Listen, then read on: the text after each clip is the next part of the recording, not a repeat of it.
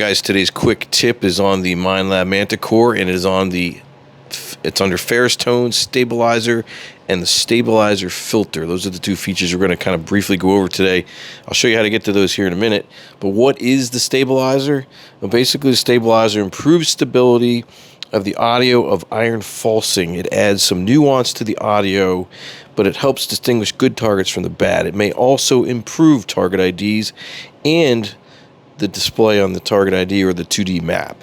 So the more you increase the stabilizer, the more nuance it adds to those iron falsing targets. So eventually, the higher you go in the stabilizer, it will actually start to break up that signal a little bit. Now, the highest setting you can go from the stabilizer, you can start at a 0 and go all the way up to 12.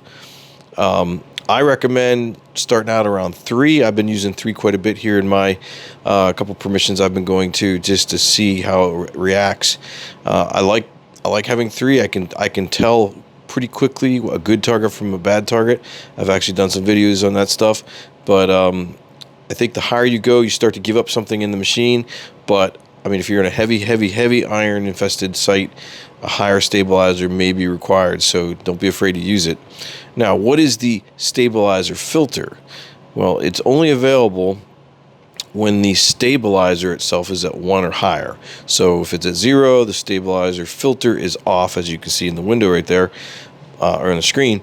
But if you increased the stabilizer to 1, you should be able to turn on the filter, and what it does is it adds more nuance to the iron object. So it adds additional nuance to the audio.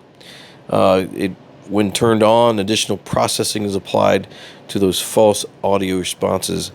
It makes things sound weaker.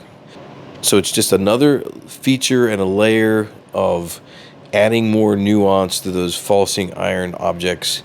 You know, if you're in a really bad spot, you might want to turn that filter on and see what happens. So those are the two stabilizer and stabilizer filter features.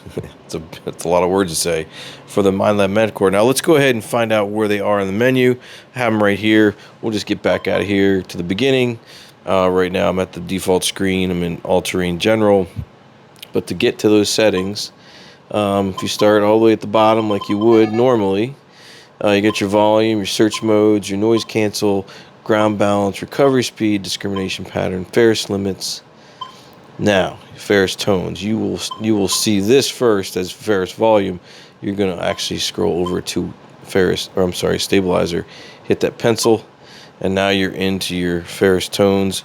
And now you have your stabilizer options here, where you can take it all the way up to 12.